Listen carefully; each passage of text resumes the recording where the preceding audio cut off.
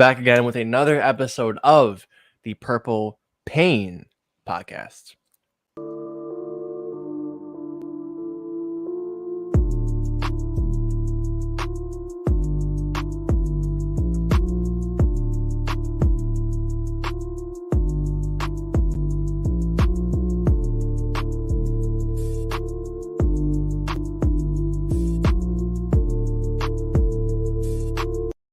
Welcome back to episode 141 of the Purple Rain podcast. We are back with, unfortunately, some bad news, but we have some good news to look forward to. But, just news. But thank you for coming through to another episode. I think we're already at 10 likes, which is honestly beautiful. Already before the stream started. Yeah, I mean, just nice little 10. Beautiful. Actually, 10 was how much we were leading by in the fourth quarter on Sunday, and we still lost, but we'll get into all of that. But first and foremost, you can follow us on Instagram at the Purple Rain Podcast. Follow this guy on Instagram, on Twitter at Sutton Def. Follow me on Instagram at simplyas10.prat, on Twitter at simplyas10. And yeah, if you are new here, like the video, subscribe. And one more thing, cannot forget about Manscaped. Sponsored by Manscaped. Listen. I heard it today. I'm not going to take credit for this, but if you trim the grass, the tree looks bigger. That's all I'm gonna say. All right, not taking credit for it. Yeah, okay. I heard that one. Yeah, I heard that one day. I was like, you know what? I gotta say that. We need some good. You know. I have another one. For you. If you can't finish, maybe you need to go see a doctor. Think about that. Oh, I think the Ravens need to see a doctor then. 100%. Yeah. I know a guy. I'm thinking. I know for sure. Yeah. But how you feeling on this Thursday? I'm feeling great, man. And like you alluded to before, I mean, you can go on manscaped.com, get all your good personal hygiene products for your brother, yourself, your father, your cousin, your uncle, whoever. And you can save 20% off that Manscaped order. If you use our code PRP, you get 20% off, and you also get free shipping on your order. Can't beat that, right? Yeah. So, but I'm feeling good though. I'm really feeling good, Alex. After coming off that Giants loss, I was heartbroken for sure. But kind of had to pick up the pieces throughout the week, think about some of the positives, take out the silver linings from the game. I actually posted a film study video, our first actual ever film study video on this channel right here. So I actually talked about some positives that I saw from that game. Some of the rookies look pretty good. I like what I saw from Tyler Linderbaum, Travis Jones. Check it out. But yeah, let's see how the Rain Gang is feeling tonight on this episode 141 of the Purple Rain podcast. Again, make sure you guys like the video. Go ahead and get it out the way. We're going to give you guys 5 seconds to go ahead and do that. Like the video. Just go ahead right now.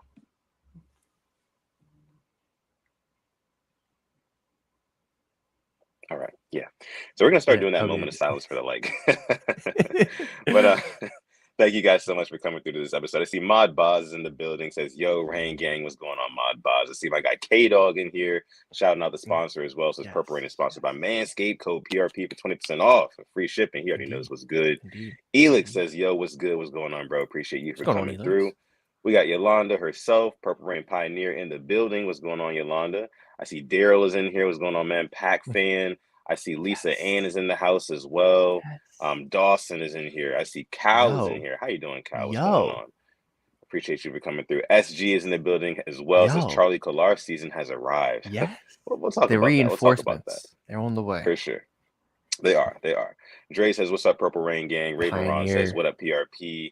Yeah, we got a lot of pioneers in the house tonight. Love to see you guys. I like the Ravens AARP wide receiver camp. That's funny. I like that. AARP. That is hilarious. Ty Exclusive says, what up, guys? What's going on, bro? Rico in the building as well. I see Falou. What's going on, Falou? Says he actually saw you.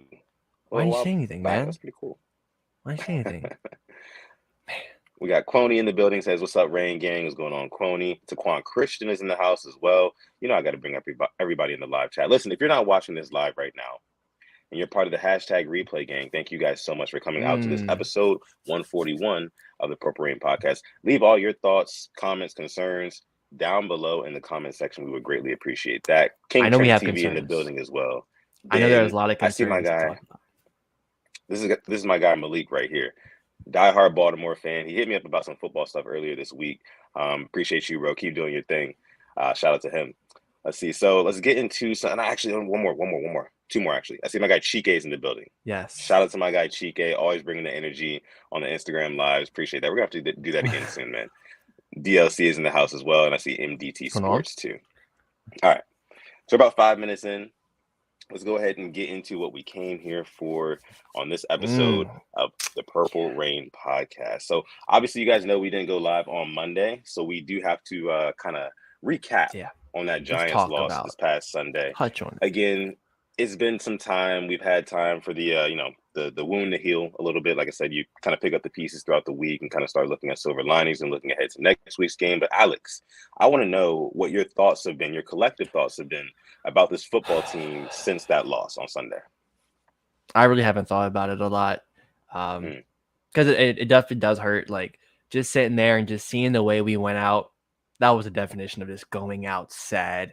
Oh my goodness. Like Lamar just trying to play hero ball, throwing out to Patrick Ricard, it getting picked off. And then, we stopped them. We do what we have to do. Marlon, great play. I'm going to give him a shout out. Marcus Peters, I thought a great defensive play, gets an interception, called back. And then, they score. And then we have the ball, we fumble, game over. It's just like, it was definitely hard. I mean, I thought we looked good, but unfortunately, it was Kenyon Drake leading the running line, and we kind of shied away from the run game as the game went on, and it was kind of completely backwards how it goes. Usually, the run game might take a little while to keep going, but by the second half, we just lean on it, and we didn't lean on it at all. We actually really went away, and like you said, we were at the 5-yard line, didn't run it once. We were averaging, I think, 9 yards a carry. Yeah. They could not stop Kenyon Drake. He was stiff-arming guys, hitting the holes. Hell, saw it on your film study. Ronnie Stanley looking beautiful. Tyler Linderbaum, beautiful. Ben Powers had a beautiful. Ben Powers' block on that first touchdown was a thing of beauty. It was. Yeah. I thought the run blocking was amazing, and we just go away from it. And then with the whole illegal formation, it's 3rd and 1. Why are we doing so many intricate things? Because when you do that, that's kind of leads it up to being a penalty and just the pre-snap penalties. I know you'll touch on it too. How frustrating were they? Oh my goodness. Oh my God, man. The pre-snap penalties, specifically the illegal formation that we had, because I can't remember the exact down and distances it was, but I know we needed that first down and we picked 3rd it up. and 1. What was it? It was 3rd and 1. Okay. But guess what happened the next play? On 3rd and 6. What's that? The interception. The going to Ricard. That was the next play. Man, yeah, just a shit show, just another collapse, like the fourth quarter collapse is really what's like plaguing us this year, man. Like I think we're like a -42 and like point differential in the fourth quarter this year. It's bad. Finish. We cannot finish at all. Like we said, the Ravens need to see a doctor. It's obvious at this point. They have a problem. There's an issue going on in Baltimore. Dumb mistakes like that towards the end of the game. Now let's just talk about that that interception that Lamar threw late in the game to kind of seal the deal, so to say. Do you think that was some of Lamar trying to just not quit on the play and just try to make something happen to be hero ball, or was it? What did you make of that? Let me know if you feel the same. But I feel the way that this offense can be sometimes, he feels like he has to kind of put the team on his back and make something out of nothing, which we've seen the past 4 years. I think that was just another example of him trying to do it, and this time it didn't work. Other times we've seen it work. He escapes a defender, moves out the pocket, runs for the first down, jukes somebody, or hits somebody wide, butt crack open. But this time, didn't work out that way. Like one of the few times it just didn't work. And that's what I thought. I thought it was him just trying to do too much. Like, but before it's worked, so I really couldn't blame him for that. But at the end of the day, it was the wrong decision. And he is the quarterback, so it is going to come back on him. Yeah, I mean, I don't really like the fact that a lot of times we live and die by Lamar Jackson. There has to be another way that we can close games without him just having to. Because yes, admittedly, he did miss some throws in that game. It definitely was by far not one of his best games at all in his career. But at the same time, like when you're averaging, like we said, 9 yards a carry on the ground, there is no reason for you to. And you're also struggling in the red zone. We saw that as well. More struggles in the red zone. Just run the football. Do what got you. Like. Dance with who took you to the dance. You know what I mean? Like just run the football. We can do that. Like we have good blocking. The run blocking has been really good. To your point, ever since Ronnie Stanley's been back, it's been really nice. I think PFF put out a grade today about his pass blocking too. He's Mhm. been, I think like one of the best left tackles in the past couple of weeks. So Yeah. Yeah. I don't know why we got away from the run game again, and then just the other mistakes as well. The early mistakes, the two by Morgan Moses and Pat Ricard in the first half, those false starts. Listen, I get it. Like when a defensive line is shifting like that, and you're ready to attack, like you might jump. That's just like a human reaction, whatever. But at the same time, I think a lot of that comes down to coaching and discipline. You know, discipline and coaching. Like you have to be able to clean up those things because a lot of those plays are what shot us in the foot and what kept us out of the end zone for most of the game. So it was just overall disappointing. Definitely want to see you guys' thoughts about Yeah. it. Let us know. Let us Let us, freaking yeah, know. I let us mean, know how you guys are feeling. I'll touch back on some more things. Mm, Just our receivers. I think we had like a grand total of 6 catches by wide receivers. yeah, Yeah, not even like 50 yards. yeah, that's not good whatsoever. You can't have from your wide receiving core. It's 2022. I don't care who's. You got to get more than 6 catches for more than 50 yards from your receivers if you expect to win a game in the National Football League. I That's mean, yeah. insanity. And furthermore, you have to be able to target somebody other than the tight end. I mean, Mark Andrews had, I think it was like 33 or 35% of the targets. He's got like a third of the targets when we Yeah, have plenty of wide receivers at our disposal. You know, let yeah, some of these guys come up there and like scheme them up, get these guys the ball. Like I know Bateman is out, and that's another thing too. I think that the lack of Rashad Bateman has really stunted the growth of this passing game since he's been out. Because you look at the efficiency of the offense ever since that Bateman's been out, it's gone down. There's been a mm, sharp decrease. mm. So I think that with Rashad Bateman's route running, his ability to get open early, that opens up more options for Lamar Jackson. So he's not just constantly looking for Mark Andrews. That is paramount for our offense to succeed, and that's why we really, really need Rashad Bateman back. Yeah. I agree, and it's really shown. Just like you said, the stunning of the room. I thought Duvernay was gonna have a big game. I really did. I don't know what happened. Mm, I was expecting maybe 6, 7 catches. Him being integrated more, maybe the jet sweeps, is maybe some trick plays. Didn't happen. Didn't happen. The good thing though is Isaiah Likely. He was getting involved. Was catching the passes that were being thrown to him. That was definitely promising. And then with Kalar coming back, but I'll say it again. It's 2022. Having the tight ends be, I agree, Mark Andrews is top 2. All yeah, right, top 2. What happens when they start scheming him out? And we saw that they were playing him physical, and he was still breaking it. yeah, He was doing it, everything he could to get open. Even that touchdown catch, I think he had 0.2 yards or feet of just separation. There was literally no yeah. separation on the touchdown catch. And he still caught it, which is insane. But what happens when that fails? You have receivers to go to. In the games when it's real cold out, what are you going to do? Not looking good. Not looking good. Yeah. You're right there. You're right there. Felt that. Let me Felt let me that. see what you guys are saying here. SG says Lamar needs to learn to throw the football away. I understand it being third down, but that was not the right play at all. Yeah. Yeah, I And it mean, you wasn't live to even an fight arm another punt day. either. If it was like just a deep ball, if they get Right. it, they're going to be in their 20-yard line. I get it. That's something I can defend, maybe an arm punt, but not that. But it was Not an that. over the middle pass to a fullback. He's not To a getting up over a fullback. foot. Him jumping is No, that's no disrespect because it's hard for it's not. Right, exactly. that's Pat just Ricard is capable of a lot of different things, but like Mawson dudes, when the moment matters most, nah, that's not. No, yeah. no, Yeah. mm-mm, Mm. no. Let me see. Hemo Ford says the way that Kenyon Drake was running out there, I'd give him a power to the left, even if it was 3rd and 6. Kenyon Drake was doing really well, but I think a lot of that credit goes to that offensive line, man. Oh my Honestly, I think if J.K. Dobbins didn't go down with a sore knee or whatever, I think he could have started to break out God. in that game. I mean, Yeah. he wasn't really doing too much early, but a guy like J.K. Dobbins, you give him his reps. By the end of the game, he can break off a big one. He can break And off a big one. I think it was 3rd and 8 on the first drive, and we ran like a quarterback option. Mm, That kind of rubbed me the wrong way. I did not like that play call whatsoever. Just there's small little play calls that kind of just are sticking to me. I just question things. I'm like, in weeks prior, we were calling up some really good plays that would have gotten us that 3rd and 8 conversion. It yeah, didn't.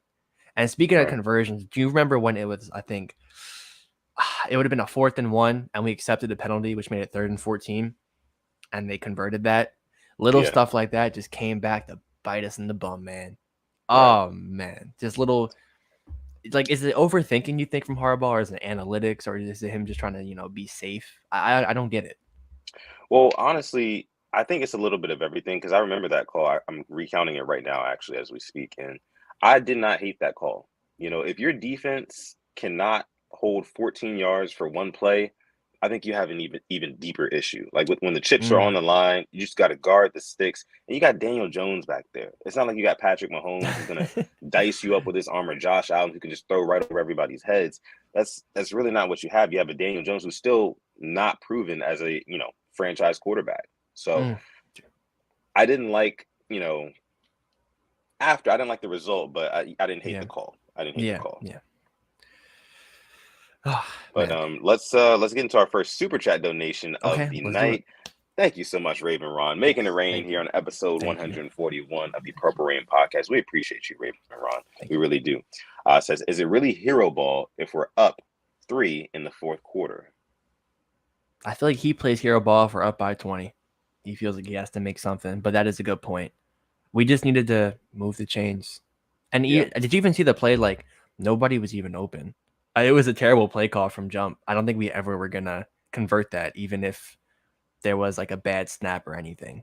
The only Yeah. way we would have converted is if he ran for it, because nobody was gonna get open. I don't know about that one. I'd have to go back and watch that play one more time. I feel like the bad snap from jump really threw everything off. I don't know if, like I said, I have to watch the all 22 again because I don't know exactly who was Yeah, open, it's who on wasn't Twitter. open on that play. It was on. I It's saw on it on Twitter. Twitter. Okay, yeah, I Yeah. have to check that out. But thank you so much, Raven Ron, for your super chat donation and your comment. We appreciate you. Make sure you guys like the video for Raven Ron, man. We appreciate him. All right, let's see. The Don is in the house. What's going on, Oh, Don? welcome See, it back, says, Don. Haven't seen you. How's it yeah. going? Hit that like and subscribe, everyone. Appreciate you, Don.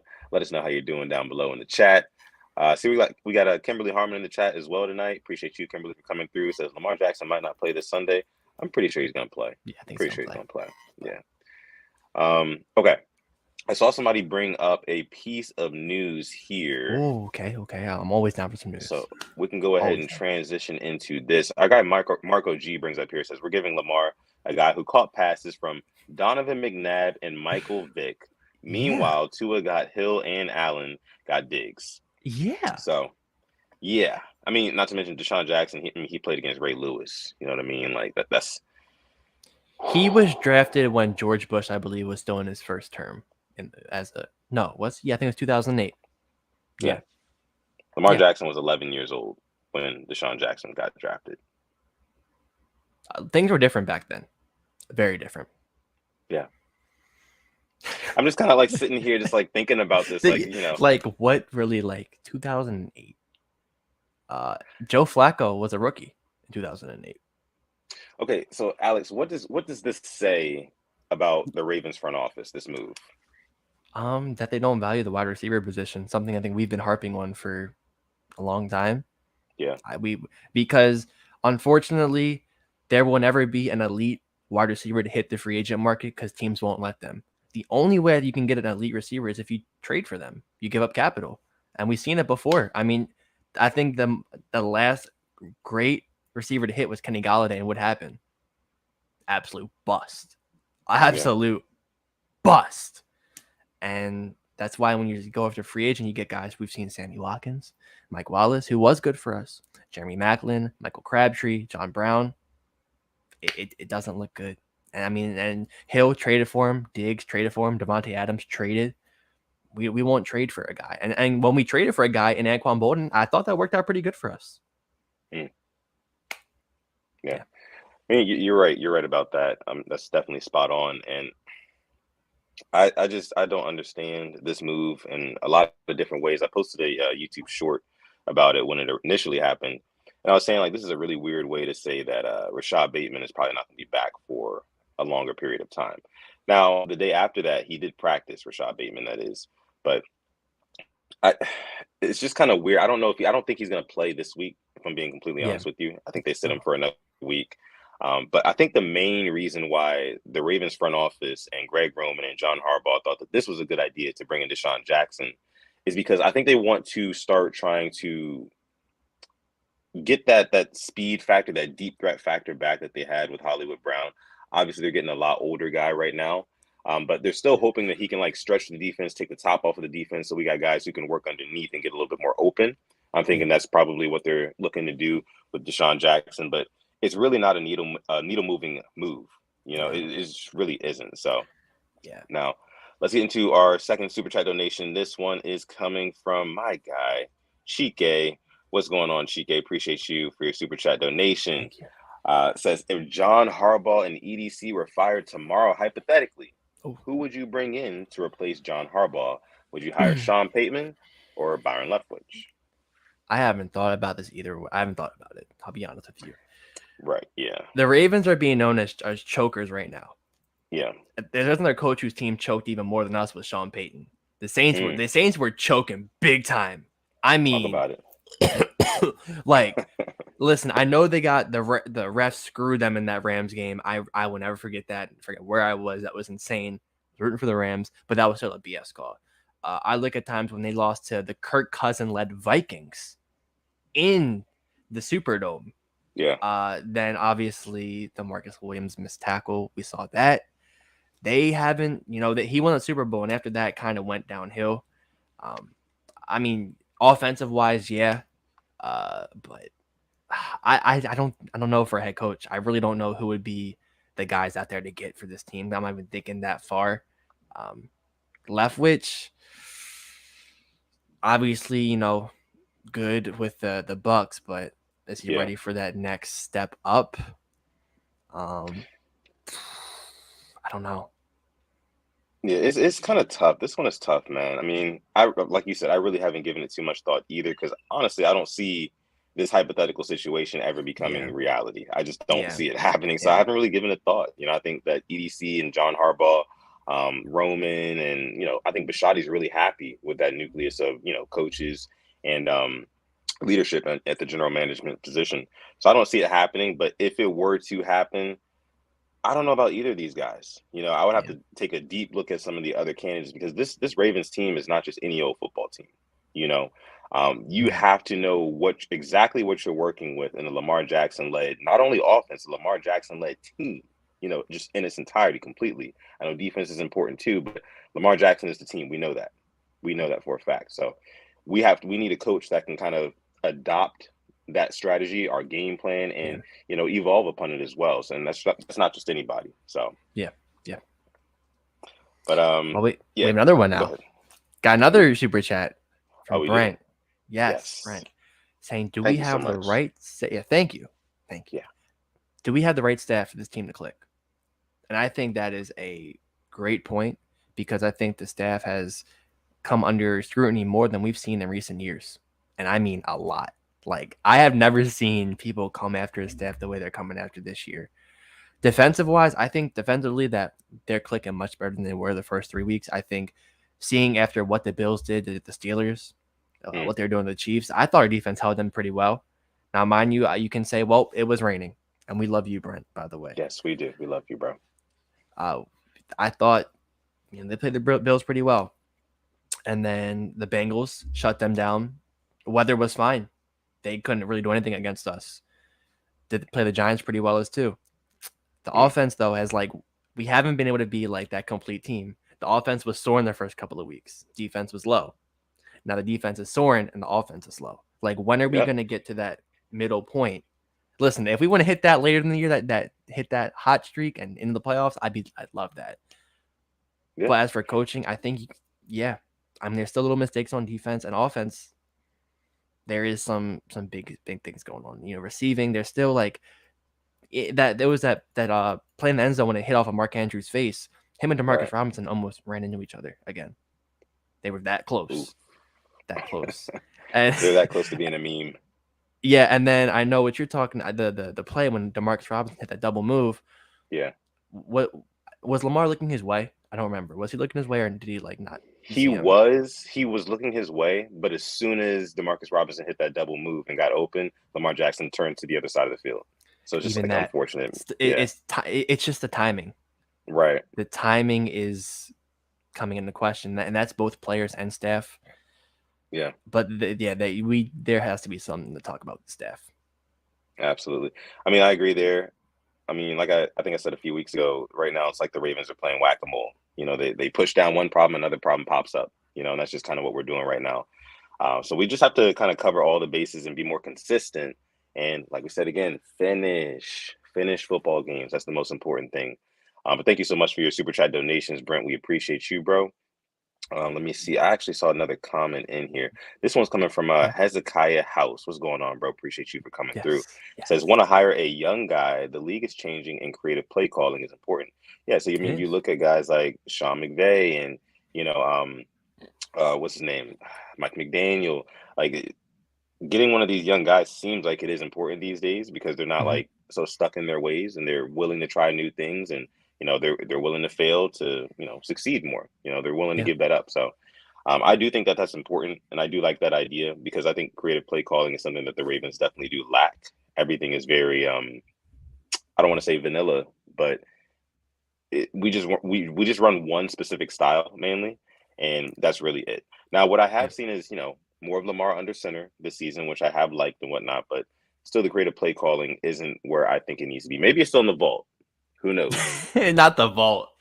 I'm just Are saying, are maybe it's we still in the are vault. we gonna forge a new identity? Is that what we're gonna do? I'm waiting for the quote. I'm waiting for the quote this year. You know, Yeah, Roman's gonna have one of those press conferences where he makes a you know like a cryptic promise of some sort, you know, and we'll have to decipher or whatever. Oh goodness. Oh my goodness, I would have like the things he was saying. And speaking with a creative coach, I look at the Vikings. They Yeah, let go of Mike Zimmer, who they had for a couple of years, to bring in Rams offensive coordinator Kevin O'Connell. I thought they've looked a lot better. I thought Kirk's yeah, looked better. I mean, Justin Jefferson's going to do his thing, but their offense is opening up more and more compared to when they were middle of the pack last year and they were losing one score games a lot. And now they're switching them, and I think they're playing a lot better. And it just could be from that coach that, gets the most potential out of everybody. But who yeah. knows? What do we know? We're just a couple of fans. I say sometimes that's a difference maker right there. Daryl Turner says, shout out to my boy Alex with the Bulls jersey on. Love to see it, bro. Yeah, that Much jersey is love. clean. Thank you. What player is that? Who is that? So I had to tap back. So I'm thinking like, what is this? What is this Ravens team missing? And they're missing a little bit of character. That's why I'm wearing the Dennis Rodman right now. A guy that Mm, he'll do the dirty work. yeah, Sometimes it's not the guys who do make the flashy plays. It's that dirty work, the chain yeah, movers. yeah. He would get the Hmm. rebounds, the blocks, the defense. We need more of that. Chain movers, stopping them. I'd love that. But Rodman for Yeah. the day. Let's see. Before we go ahead and transition to our next topic, which is going to be our inactive report for the Browns and the Ravens, I just want to bring up Marco G's comment here. Says, "Did you guys hear what Steve Smith said?" Yes, Steve Smith. Yes, He he went on. talked about it. Talked Yeah, about it. there's a YouTube short about it on our channel, so check that out as well if you haven't already. But yeah, Steve Smith basically said to Shannon Sharp in an interview yesterday that he thinks that James Prochet is the Ravens' most well-rounded wide receiver. You know, and One cap. I One was cap. taken aback by that statement. I was just like, I mean, you got one of the best Ravens wide receivers of all time, top 3 Ravens wide receiver, if you ask me. Without a doubt. Um, saying that about James Prochet, he's talking about how he's made some really spectacular catches in practice. He works really hard. He's improving on his game, things like that. He's very versatile. He's dynamic. But the Ravens coaching staff does not draw plays for him. He's not on the field nearly as much as you think that he might be, especially being a 3rd or 4th year guy. Third. So yeah, 3rd year guy. So I mean, Steve Smith, he was really kind of just shining a bright light on James Prochet, which you love to see. But Yeah. unfortunately, I don't think that it's going to translate into on-field success because the Ravens just won't play him. No, and that really sucks, man, because I know as Yeah, fans, like we have these guys that we like, and I'm guilty for liking Prochet. I know maybe I think he's more than he actually is, but hearing somebody like Steve Smith say that, who, you know, not the bigger receivers, but they're the guys that they're gonna catch the ball and they're gonna run at you and they're gonna give it all they got, the heart. yeah, That honestly like kind of warms me seeing because there was a question asked, but to Harbaugh saying, "Well, are you burying him? Are you giving more plays?" And he talked about it. He was like, "We're right, not burying him. We hope to get him more plays, but we know talk is cheap. Actions speak right. louder than words."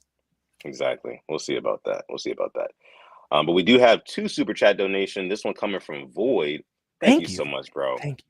Coming Thank you. through, pulling up, making it rain here on episode Pioneer. 141 Thank you. of the Purple Rain podcast. We thank you so much for this super chat donation. Says, I don't know if it's just me, but I feel like we lack leadership on offense. That Yonda presence isn't there. You know what? I do agree with you there. I think Morgan Moses is trying to be that. I see on the Ravens Wired, he like gives like the pregame stuff, and then he went out. And what I love about from him is when he went down originally, I'm like, no way. I'm like, there's no way we're back on this field and we're going to lose another key contributor to this team. Got carted off, and he came back and he was fine. He was fine, which was crazy. That right there was like, and the fact he wanted to come back in showed me a lot. Like, he wants to play to win. But I do agree, like that true leadership who's been here through thick and thin, they are lacking that. Hopefully somebody does step up. Yeah. But right now to me, it looks like it's Morgan Moses from what I've seen. But obviously we're not on the field. We don't know what's going on behind the scenes. Right. And that's interesting because I didn't even know that. I hadn't actually checked out the Wired from the past couple of weeks, actually. So I didn't know Morgan Yeah. Moses was the one hyping up the offense, huddle stuff, things like that. That's really cool. That's really cool. Yeah. Let's see. We have another super chat donation. This one coming from Raven Ron, our guy. Thank you so much, man. Thank We you again. appreciate you. Thank you. Always supporting, always coming through. Says the entire defense needs their contracts reworked that actually incentivizes finishing ball games. Ravens caused me to drink. LOL crown and half. I don't blame you, man. I don't blame you. It's crazy because now I'm gonna bring a different sport into this, but the team I support, they aren't in the top tier of a certain league. It's called the Champions League. They're in a league below. If they make this league, their wages get bumped up. And I think it's funny how you bring the incentivizing because obviously it would never happen, but that's honestly not a bad idea. If you got to win out these games, if you want to get more money in your contract, like I said, it will never happen. But it's just funny you bring that up because the way it's happening, it's in all of our losses, it's kind of come down to that final possession. Just can't stop them. And with how much money and capital we've put in there, I mean, what Kyle Hamilton 29 snaps, I believe. I mean, it feels like I've barely seen Brandon Stevens since the Patriots game when he had a good pass breakup. The third cornerback is like a revolving door. Who's going to take it? And Armour Davis, a 4th round pick who we drafted before, Tariq Woolen, who is lighting it up in Seattle, is inactive. Just question marks all around. Yeah. I mean, you're absolutely spot on about that, especially the point about Armour Davis and Woolley in Seattle. Because he's playing really well. Exactly. But this is interesting because you talk about Raven Ron, you talk about the defense and finishing ball games. If we turn the clocks back to last year, there's a specific player on defense that finished a lot of ball games for the Baltimore Ravens. His name is Tyus Bowser. Tyus Bowser went down with, he got hurt at the end of last season, and he's coming back. He's slated to come back within the next couple of weeks or so. I know he's practicing now. But I think that we could really use a guy like Tyus Bowser back in order to make big plays on this defensive line late in games. Because the biggest issue is that in the second half, we stopped getting pressure. We stopped getting pressure on the quarterback. The DBs, they have to cover longer, which makes more opportunities for the quarterback to get the ball out. I need to see Tyus Bowser back and performing, period. That's what I want to see because I feel like he finishes ball games. I remember he finished one I think it was against the Colts last year. He finished one against the Bears. I may be wrong about that Colts one, but I know he finished the Bears. There was another game as well where he had a big play late. Tyus Bowser, again, Browns, exactly. Again, led the team in sacks last year. So I don't think people are talking about it enough, the fact that he is coming back soon and very soon, because we really need him. We really need his presence there. And you know what we really need? We have 97 people watching. Can we get 50 likes? So we're at 30. We're at 30 likes right now. Like the video. Let me get the 50, please. And I love that you brought Tyus Bowser because honestly, that wasn't even in my head. I'm gonna throw it back to 2020 as well. He had 3 interceptions, and in each game he got an interception. It was big. It was the Browns, the Titans, and the Steelers. And it's when he would show like he was about to come in a rush, and he would drop back into coverage and just pick it off. I know that we do, with these guys who are coming back from the IR, from the PUP, we have like these expectations. But with Bowser, I feel like he's gonna fit in like a glove. He's learning this defense. He's been a part of it, And he can just do so much where even if he can't get there as rushing the passer, he can drop back in the coverage and still make a play. Right. He's not limited. I know we do complain about Owe doing it. Yeah. Bowser, when he does it, is more liable to make a play. So I totally forgot about Bowser. Like, thank goodness he's coming back. And Yeah. oh man, I'm so happy we signed him because I remember he was a free agent. I didn't think we were gonna get him back. And speaking of Ojabo coming, which Yeah. hopefully, and I think Houston's back in practice, which is big. And that pass rush, like you said, was non-existent after the second. I mean, Travis Jones got his sack, which that was beautiful. Oh, first play of the Yes. game, beautiful. That rush. Oh, get out of his way. Matabike Absolutely. had his.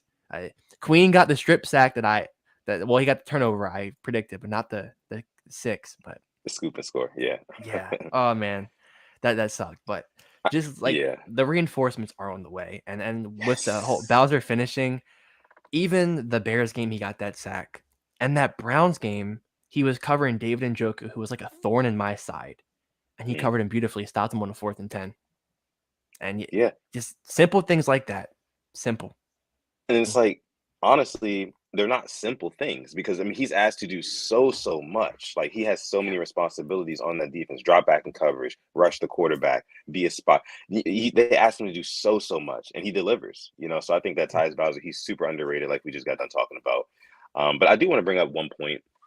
I was watching the coach's film of the game, and by no means am I a coach by whatsoever. But Coach Sutton, exactly, Coach S. But I like to look at the film as a student of the game. I saw a play in the 4th quarter where, and you know how we like to say, like, oh, why is Odafe Owe, why is he dropping back in coverage so much? He needs to be rushing the quarterback. That's why we drafted him. Get him after the quarterback. Guess who I saw dropping back in the coverage in the 4th quarter? Justin Matabike. Oh, Big okay. number 92 dropped back in coverage late in that 4th quarter, but was in no man's land. Really had no business being out there. Ball went right by his head. Completion for like 16 yards. Giants moved the chains.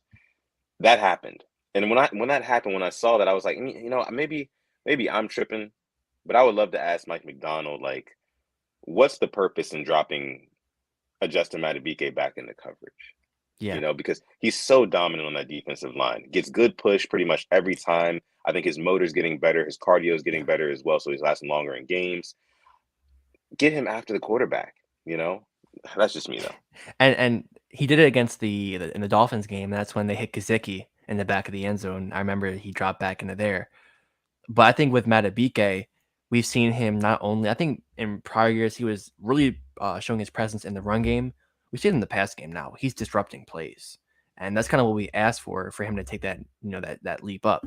So I agree with you there. Like, let him just push these linemen, because why is he dropping back? I don't get That's it. what he That'd does. be a great, like, that's the questions we need.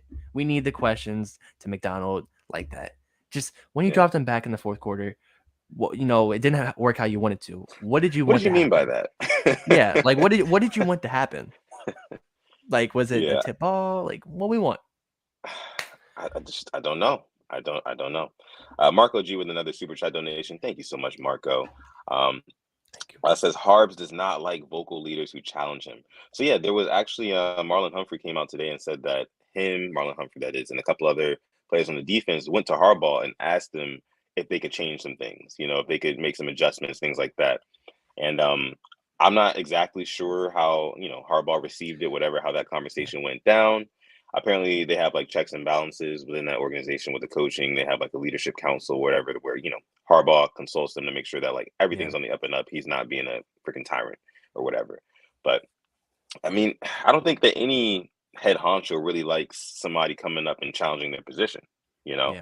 But it is what it is. I think that happens with probably a lot of coaches throughout the league, not really too privy to criticism, things like that. Now, maybe that comes with, you know, having an older coach. And like Hezekiah said earlier in the show, maybe that's another benefit of having a younger coach. There's more of an open dialogue. There's more of a back and forth, you know, between the players and the coaches. But, you know, we'll just have to wait out and see how this goes. And before we get to the next super chat, bringing up like the younger coach, I know Zach Orr is now our linebackers coach, and talking about, you know, going back and forth. I think we've seen that more with the linebackers, because I thought they played the best game of the year on Sunday. I thought Patrick Queen, Malik Harrison, and Josh Bynes played an amazing game. Queen's been balling. I'm going to focus. Yeah, I know I always focus on Queen. I'm going to focus on Harrison. I think Okay. he's not been getting the credit he deserves. I mean, just he's been sniffing out plays, being where he needs to be, and he's been playing in a position sometimes where he's not asked to be late, you know. Yeah. So shout out to those guys. Maybe them going back and forth has been helping their growth, but just little tidbit from mine. I thought that was really just promising because if we can have the linebacker core step up even more, helps out the whole team, the whole defense, I should say. Yeah.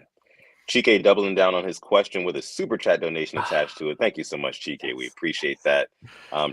Live chat. If you're part of the replay gang, answer Chike's question. He says, would you take Sean Payton or Byron Leftwich as a head coach if Harbaugh were to depart tomorrow?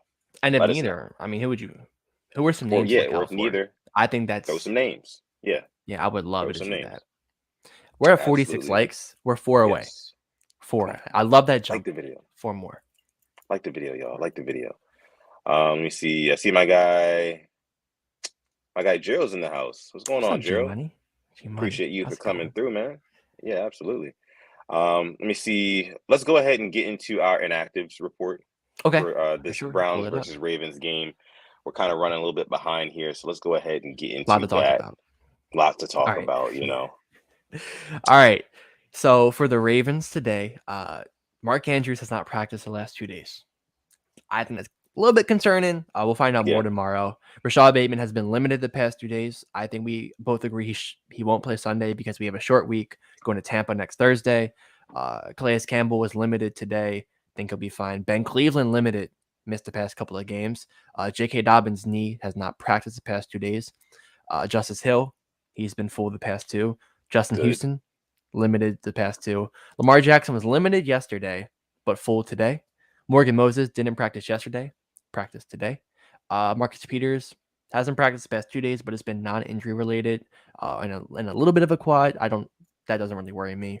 Ricard hasn't practiced the past 2 days with his knee, and Ronnie Stanley limited yesterday, full today. That's good on our end. For the Browns now, just reset. Actually, I got it. So Jadeveon Clowney has been limited. Jack Conklin limited. Wyatt Teller, offensive lineman, has not practiced the past 2 days. Is that Denzel the guard? Ward, yes. Okay. Denzel Ward hasn't practiced the past 2 days, concussion. These are some key guys that we're talking about for them. And I see another lineman, Haig. I think they got him from in the offseason this past free agency. He hasn't practiced.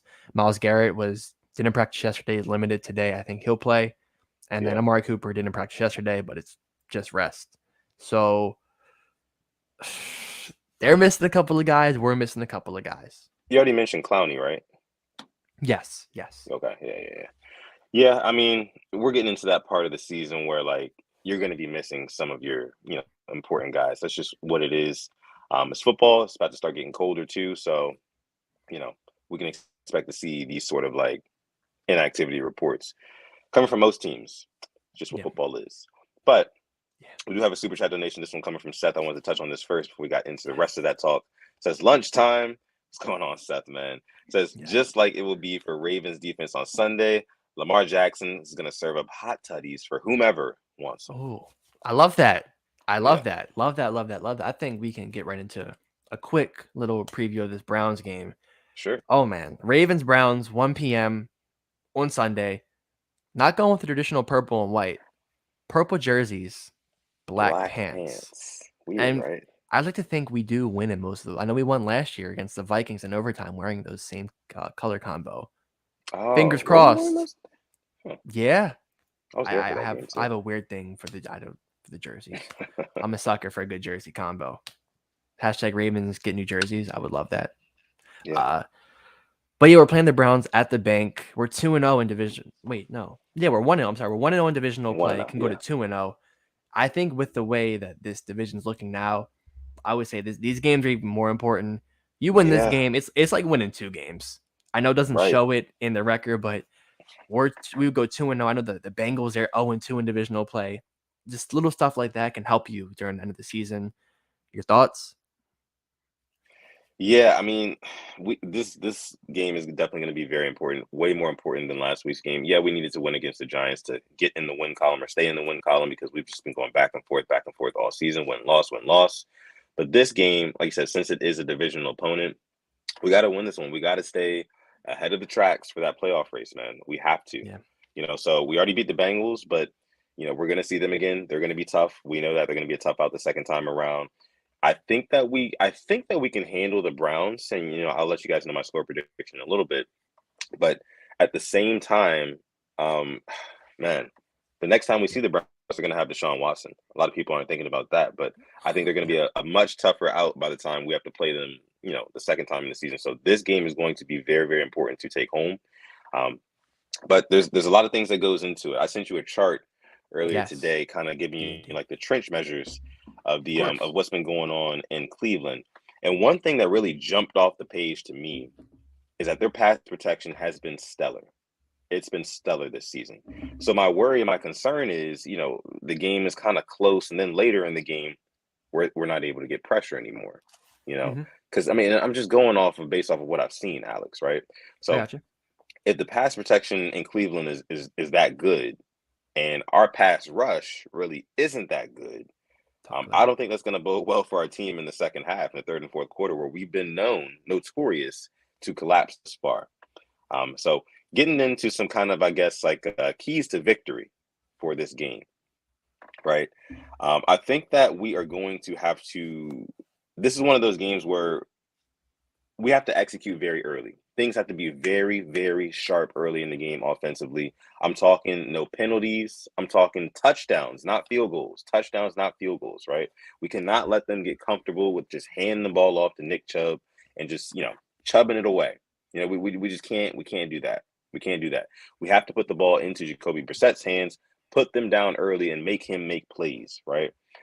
Issue is, it seems like we can't really get as much pressure as we need to in the second half. So we make guys like Daniel and Mac Jones look like all-stars, right? In the second half, they're just carving up the defense. They've got all day to throw, not really feeling too much pressure, things like that. So getting pressure in the second half is going to be my second key to victory. And then my third key to victory is going to be the same as last week. Just fucking finish. Same thing you said last week too, man.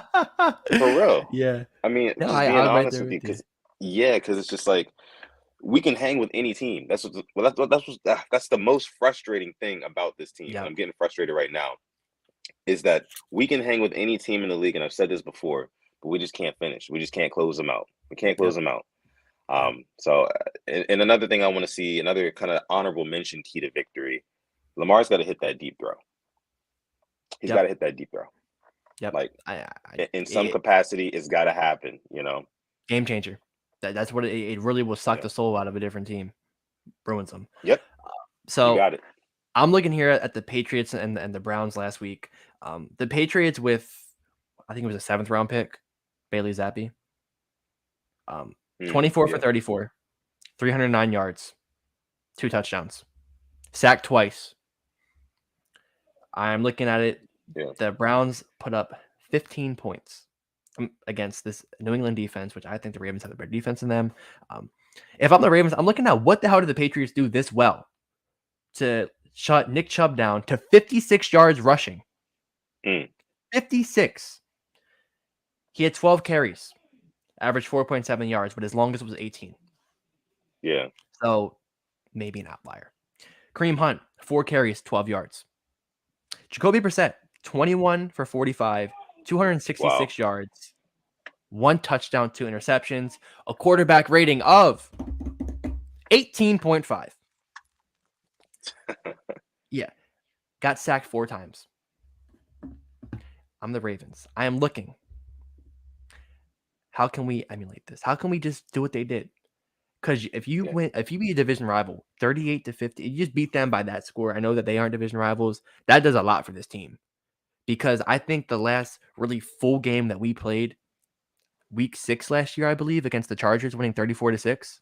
Yeah. We need a game where there is no question mark of if they're going to come back. Right. I want to be wrapped up in the fourth quarter. How about their first drive? You get a pick, and that's how you know it's over. We need to have one of those convincing wins. We haven't had one in a while. Even the Jets won. I know that it felt like the game was over, but they started, putting up some yards, getting first downs, getting points. That's number 1. Number 2, their run game is as lethal as any in the league. Yeah. You saw what the Patriots did. I think I said Hunt had 12. That means they put up. Wait, I think how much did I say? I'm sorry. Hunt had 12 and Chubb had 56. 68 yards together from those two. Got to emulate that. 68 yards. Our run defense is not bad. It's just like everything collapses in the fourth quarter. We held Saquon pretty much in check for I think 3 quarters, the better part of 3 quarters. Fourth quarter is when they started to go off on us. So it's just, again, we have the tools to shut down a dominant running game. Hell, we have the tools to shut down a dominant passing game. It's just all about, can we show up in the fourth quarter?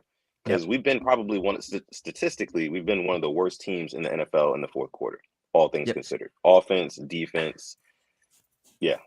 So I'm just gonna keep on going here. I'm looking like, what did the Patriots do this well? Because we beat the Patriots. I thought that it should have been more. We obviously collapsed, but we won in the end. 3-3 after the first quarter. At halftime, it was 10-3 Patriots.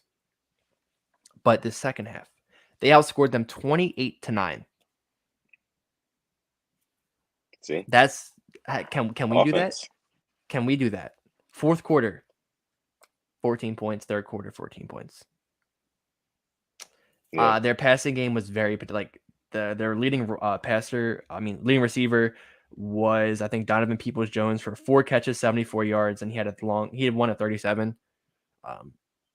Njoku, 3 catches, 58 yards. His longest was 33. There is this is a winnable game, and by all means, I'm not going to sit here and say we're going to blow them out because it is division rival. At the end of the day, they could be 0-6. We could be 6-0. I'm still going to say it's not a blowout. That's just AFC North football. But there's just no reason why we are at home. I know the bank will be rocking. It always is rocking, even when we are bad. Even when we have a backup quarterback in with 20-some people on the IR, it's still rocking. Look at the Packers game. Look at the Rams game last year. There's no way we should not lose this game. Myles Garrett, Ronnie Stanley is probably like my favorite matchup looking forward to this week. Ronnie Stanley, he did pretty well with Trey Hendrickson. You got Myles Garrett, who is him and TJ Watt from your 2 best edge rushers in the league. How's he going to do? You keep Lamar? Yeah. Keep him safe? Keep him protected? That'll be interesting. All the trench work will be interesting in this game. AJ says here, when we are running the ball well, why do we stop and start throwing it at the end of the game? I think kind of furthermore, it's like we run the ball on most of our drives. We get all the way down the field. And then in the red zone, which is where we've had the most of our problems on offense, I would say at least, we start trying to get a little bit too cute when the other team has not proven that they can stop the run. That's the issue. They haven't proved that they can stop the run, so keep running it right down their throat. That's my thing. Hopefully they do that. Hopefully when we get Gus Edwards back, we'll start to kind of like bludgeon teams a little bit more. That's what I would love to see. I think Gus Edwards behind this offensive line, I think he has potential to just be nasty this season when he comes back. If he comes back at full speed, of course, and we are hoping for that. But Alex, let's get. I'm sorry. One more thing. Sure. Go ahead. Yeah. I'm looking at Marlon Humphrey. I know he had a lot of criticism this off. Thank you. Like the video, indeed. Yes. A lot of criticism this offseason. I think he's been one of our best players altogether. I think he's been shut down. He's been doing what we've been asking him to do, playing up to that contract. To me, I'm looking at him as like the leader on this defense. Go and get me another big play. I am all behind 44 right now. I think if he gets another big play to seal the game, basically let me get a touchdown. I'm looking at that because he's facing with Amari Cooper, and last time we played Amari Cooper, I think he was with the Cowboys. He did score a touchdown against us on Marcus Peters. Go down there, shut him down. So I think just being able to stop their rush, stop their run, shut them down on the outside, give Jacoby Brissett hell, win the game. All pro Marlo. Indeed. Hopefully, like you said, hopefully he can make another big play, maybe another big interception. Maybe we see the fruit punch come back. We haven't seen that in a while. Because what you told me about him meeting with Harbaugh, like that made me love him a lot more. Like that right there, like that's a leader. That's a freaking leader. Shows he cares. Definitely shows he cares. All right, let's get into our score predictions for this game really quick. So for me, excuse me, drop your score predictions down below in the live chat. If you're not watching live, you're part of the hashtag replay gang. Leave your score predictions for this game down below in the comments section. About 90 people watching live right now. Thank y'all so much for coming through. Make sure you like the video, subscribe to the channel as well. If you are new, and you're enjoying the content that you are currently consuming. So Yeah. look, score prediction. I'm going to go 24-14 Browns. I'm going with the Browns in this one. I'm sorry. I know it's kind of a shocker, but listen, man, for that reason that I said earlier, I have so much concern for late in the game, the second half. That offensive line of the Browns holding up against that Ravens pass rush, because we've seen it. That Ravens pass rush struggles to get pressure, struggles to get, hits on the quarterback in that second half. Yeah. So I mean, and then I can see Nick Chubb kind of leaning on us in the third and fourth quarter as well. I'm just saying, man. I'm just saying based off of what I've seen so far this season. Like my guy J Prime 235 says, this could go either way, but I would not be surprised at all. And I'm thinking like maybe like a 60% chance that that's what ends up happening. We just can't get pressure in the third and fourth quarter. We make Jacoby Brissett look like the next MVP. He's throwing the ball all over the yard. Yeah. Amari Cooper has like 2 touchdowns, something like that. I don't know, but I'm going with Browns 24-14. What's your score prediction though? I'm gonna go 27-20 to the Baltimore Ravens. I could get behind that. I do think there is that chance that we lose. Obviously, yeah, man, I couldn't take that. I would be honest if I thought we were gonna lose. Like, I think that we can beat this team. I don't think I've seen us beat Jacoby Brissett before. Last year he was doing good against us before we hurt him with the Dolphins. But my thing is like, you lose this game, you go to 3-4. That means we have lost 3 out of 4 at home. Yeah. You know how embarrassing that is if we were to do that? Like losing 3 out of 4. Like that's just teams are coming into our home and questioning our manhood. That is embarrassing. Embarrassing, which is why I think we will win it. I don't expect it to, be a blowout by any means. I think it's gonna be a 1-possession game. I think they're gonna have the ball with the chance to try to tie it up, and we do get the interception I was talking about from a Marlon Humphrey or Marcus Peters, but it's gonna be a close one. It's not gonna be. Let's just say you won't be able to sit back, relax, and enjoy your beverage and your nachos. No, not gonna happen. It's gonna be another heart attack special, guys. That's just what it is. We'll probably be clutching onto our pearls around 3:54 p.m. on Sunday. That's just what I think. Yeah. All right. Thank you guys for your score predictions. Again, if you are not watching live and you're part of the hashtag replay gang, leave your score predictions down below in the comment section because we want to know what you guys think too. We love you guys. My guy Chike says 28-13 Ravens, but I would not be surprised if Cleveland beat us at the bank. I mean, listen, I've been at the bank before and Cleveland beat us, and Nick Chubb ran all over us that day. And that was back in the 2019 season. We didn't lose another game after that. Did not lose another game in the regular season after that. But unfortunately, this isn't the same team. This is not the same squad. It's not. Exactly. We don't have the same luck, the same mojo. Not happening. Right. Yeah. All right. So let's go ahead and get into our picks as our last segment of this episode, episode 141 of the Purple Rain Podcast. Again, thank you guys so much for coming through. Make sure you leave a like on the video before you leave, and also hit that subscribe button as well. But we got one more segment. We're making our picks for NFL Week 7. This is probably one of my favorite parts of the show. It has to be. Still don't have the music yet. We're still working on the music, getting in some good music. That's we're not going to get copyright stricken. Got that no copyright, royalty free. What you got to get. Exactly. Yeah. But yeah, go ahead and give me the picks for Week 7, Alex. Let's get to it tonight. Saints, Cardinals. I think hopefully a good Thursday night game. All right, I'll tell you this. Monday night we didn't go live. Dealing with some stuff. I fell asleep during that Monday night football game.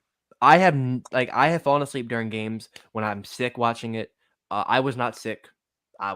Temperature was fine. I was that bored of the game. Please, I'm begging you, please stop putting the Broncos on prime time. Flex them out as much as I can. I don't want to see them. But Saints Cardinals tonight. I like the Cardinals. I like DeAndre Hopkins coming back. They have Robbie Anderson, Rondale Moore, AJ Green. The Saints, I don't know who's their quarterback. Honestly, I might start chasing Hill in my one fantasy league as my tight end. He might throw a touchdown. Yeah. Hell if I know. I'm gonna do it right now. I'm gonna put Taysom Hill over Kyle Pitts real quick. But yeah, give me the Cardinals. Give me Arizona for this game too. Like you said, we don't even really know the quarterback for the Saints at this point. They know Michael Thomas. I know Arizona they're missing Hollywood Brown. That is one thing. But they get Hopkins back tonight, don't they? D Hop, he's Yeah, back. Yeah, he's back. yeah. Give me Arizona in this one. He's gonna have something to prove. Already went over the Browns and the Ravens. Up next, the Panthers. No Robbie Anderson against Giselle's ex-husband, Tom Brady and the Buccaneers. The Buccaneers, shock loss to the Steelers. Boz, I'm going to give you credit. Yeah, Shock loss. That Steelers defense, Devin Bush was playing well. The sky yeah, is he was. falling. I heard. He never plays well. Kenny Pickett making the throws. Chase Claypool acting like it's a 2020 pandemic again. Him balling out as a receiver, making Mm, everybody look crazy. Um, Give me the Buccaneers. I think they'll bounce back and beat the Panthers. okay, yeah, I'm gonna take the Bucks in this one too. A pissed off Bucks team against a Panthers team who just they don't have anything together. You think the Bucks don't No. have it together? The Panthers don't have anything together. Yeah. So give me the Yeah. Bucks. Moving on, the Falcons and the Bengals. The Falcons have been a surprise to me. They've been playing teams really well. Beat the Niners last week. This could be an upset, but I don't think they have enough for the Bengals. The Give me the Bengals, Bengals. Yeah. yeah, they finished out the Saints last year pretty easily. I mean, last week pretty easily. Give me the Bengals. Moving on next, the Lions and the Dak-led Cowboys. What you got? Mm. This will be an interesting one. I don't think that they're gonna rely too much on Dak's arm in this game. I think they're gonna try to work him back in because he's got that I think it was what was it, like a wrist injury or was it like a finger or something like It that. was something in the hand. Yeah, something in the Something in hand. the hand. Yeah, I don't think that he's gonna be, leaned upon too heavily to go ahead and win them the game with his arm. But I do think that defense, Michael Parsons, Marcus Lawrence and company are going to get after Jared Goff like no tomorrow. So give me the Cowboys. Yeah, you know me. I'm a sucker for a good upset. I want to see the world burn. I want to see people call for Cooper Rush at quarterback. Give me Mm. the Lions. Give me the Lions. Ooh. I would imagine a quarterback controversy with the Dallas Cowboys. Like, oh my God, I need that in my life. Mm. Moving on to the Giants and the Jags. Giants we're familiar with. They beat us. I think the Jags Yep. have been looking better, but I think the Giants are going to go 6-1. They're going to beat the Jags. Oh my goodness, this makes me sick to my stomach. But yeah, I'm gonna go with the Giants in this one too. I feel like the Jaguars they just simply don't have the facilities to stop Saquon Barkley. So yeah, give me the Giants. Moving on to down the road, the Packers and the Commanders. Aaron Rodgers coming to DC FedEx Field with like two receivers. As much as I want to see the Commanders, I think Aaron Rodgers will win this game. I can't see them. I mean, they got embarrassed by the Jets, and we talked about it. I know you picked them last week. Mm. Jets embarrassed the Packers, and the Packers they got to win this. So give me the Packers. Yeah, I'm gonna go with the Packers in this one too for sure. I mean Washington, they're just a team who it kind of looks like they're tanking. They kind of meant to lose that game last week. It feels Yeah, like, yeah, but yeah, yeah. give me the Packers. A good AFC South battle next. The Colts and the Titans. I feel like they just played each other. Am I? Did they just? No, I don't think they did. I feel No, like I these don't teams think like so. they're always playing. Uh, Yeah. this is a weird one. Who are the Titans? Do I know who they are? Uh, Derrick Henry and the Colts. I mean, Matt Ryan played really well last week. Came back. For that reason, I'm gonna go with the Colts. Give me the Colts too. Is Jonathan Taylor back this week, or is he still Yes, he is back. okay? That's what I Yes. thought. Yeah, yeah. Give me the Colts in this one for sure. And then next up, the Texans and the Las Vegas Raiders. I like the Raiders in this one. I think they came off of had their bye week last week. Evaluate that loss against the Chiefs, come back and bounce back against a weaker Texans team. Try to get back in the AFC West race. Give me the Raiders. Give me the Raiders. Yeah. I thought you were gonna do it. I was waiting for it. No, no, no. I was like, and the Jets and the Broncos at 405. This is a good one. This is like a team that just had a really big win against a team that kind of had a heartbreaker loss. I Yeah. keep saying the Broncos have to win one of these games, but I'm going to Right. say it. I think they're going to lose this one. I think the Jets are going to kind of keep up the magic in New York, and they're going to win it. Go to 4-3. Yeah, this is such an interesting matchup because these two teams are coming, they're literally meeting at a crossroads right now. I mean, the Broncos are at a point where expectations were so high, but the reality is they're down here. And then the Yeah, Jets where expectations were so low, but the reality is they're playing really well, so they're up here. So they're kind of yeah. meeting in the middle right now. Both these teams need the win, one to keep the momentum going, one to spark some momentum for the season. But give me, you know what, man? Give me the Jets. Give me the Jets in this Yes, one. Jets, Jets. Jets. Yeah, let me get the Jets, man. uh, and move on to a rematch of the 2019 Super Bowl. Trying to get it happened in 2020, but 2019 season. The Chiefs and the Niners. The Niners, Oh. terrible loss last week. Terrible. Chiefs, heartbreaker. Mahomes, interception. Ugh. I think they're gonna come back with their vengeance. I'm gonna get the Chiefs on this one. Yeah, I would say give me the Chiefs as well. I think it's going to be a good game though. I think it's actually going to be a really competitive, fun game. What is it, 4 o'clock game, right? 425, yeah. Yeah. Yeah, that's definitely one I'll probably be tuning into. But give me the Chiefs in this one. I just think that they are still the team to beat in the NFL, even despite losing last week. Yeah. Give me the Chiefs. And then another 425, the Seahawks and the Chargers. This is, I think, the game where you'll be getting the updates about a lot of scoring happening. I can expect this one to be like a 30-30 game going into the final couple minutes. Geno Smith's been looking better than Russell Wilson. Stats prove it. Everything's showing that he's been a better quarterback. Right. Justin Herbert didn't look his best last week. I don't think he threw a touchdown. I think it was his first game in the NFL. He didn't throw a touchdown. I could be wrong. With that being said, give me the Seahawks. Give me some Geno magic. I would love to see that. The Chargers, they just barely won against the Broncos. But I'm going to go with the Seahawks. I am going to go with. Actually, I need to know if Keenan Allen is playing. Is Keenan Allen going to be active? I think I see Devon says he should be back. He said hopefully. Okay. That's one to keep your eye on. Right, for sure. If he's back, I got the Chargers. I'm gonna go with the Chargers regardless. But if Keenan Allen is back, then I think that it's definitely gonna be good for Justin Herbert, and they'll win that game. Boz, hope you're listening. I hope you're here. I know you're waiting for this. Yeah. Pittsburgh Steelers against the Miami Dolphins. Sunday Night Football. Chris Collinsworth, Kenny Pickett. Now here's a guy. All right. Dolphins wearing their throwbacks. Tua's back. But that being said, I believe in a couple of things. I believe in the Pittsburgh Steelers. I got the Steelers winning this one. Got a game-winning field goal by Chris Boswell. A 52-yarder. Steelers. Wait, and where are they playing at again? They're in Miami. Man, doesn't make this decision any easier.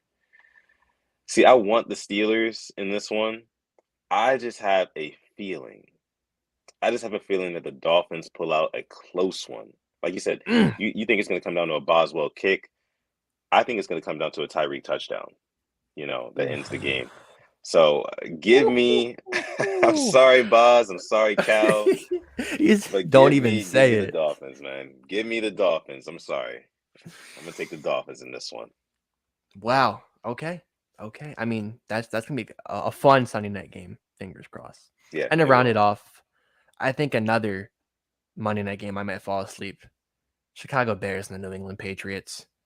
Oh, that Thursday night game between the Commanders and the Bears. Gross. Oh, disgusting. Give me the Bailey Zappi show or Mac Jones, one of the whoever. I like the Bears. I mean, I like the Patriots. I'm sorry, I like the Patriots. Yeah, I'm gonna take the Patriots as well in this one. I mean, we know how Belichick is against younger QBs, especially younger QBs that are in complete dysfunction. I mean, Justin Fields has nobody, and I mean nobody. We can't name any other receiver other than Darnell Mooney for the large part, on the Bears. So, and let me get the New England Patriots in this one. Easy. There it is. There is the Purple Rain Podcast official Week 7 predictions. Should be a fun one. Couple of snooze fest this week, but a couple of good games. So keep your eyes out for all of them. Yeah. And with that being said, I think we're going to go ahead and wrap up this episode because Thursday Night Football is about to come on live right now on Amazon Prime Video. So thank you guys so much for coming out to this episode 141 of the Purple Rain Podcast. Before you go, like the video, subscribe to the channel as well, and do not forget to follow us on Instagram at the Purple Rain Podcast if you do not already. You can follow me on Twitter and Instagram. My name is at Sutton Death. You can see it right there down below. And then also this guy over here on Twitter, you can find him at SimplyAS10, on Instagram at SimplyAS10.prod. And of course, you can always go on YouTube, follow his highlight channel, SimplyAS10. And with that being said, one more thing, make sure you go on manscaped.com, get your gifts ready for this holiday season. The gift giving season is here, Alex. You can go on manscaped.com, You can save 20% off of your Manscaped order if you use the code PRP. Get free shipping as well. Alex, you can go ahead and take us out for the evening. Put it under the tree. Yeah. And as always, thank you for coming through to episode 141 of the Purple Rain podcast. And as always, another. I hope not. And as always, stay positive, test negative, and like Devon Johnson says here, man, never ever forget to call God. This has been episode 141 of the Purple Rain podcast. We